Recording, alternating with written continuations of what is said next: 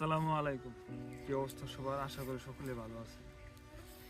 আজকে যে বিষয়টা নিয়ে কথা বলবো, আমাদের সমাজটা, আমাদের বর্তমান যে পরিস্থিতিটা এমন হয়ে দাঁড়াইছে, মানুষ শো অফ করতে পছন্দ করে, মানুষের কি আছে সেটা দেখাইতে পছন্দ করে।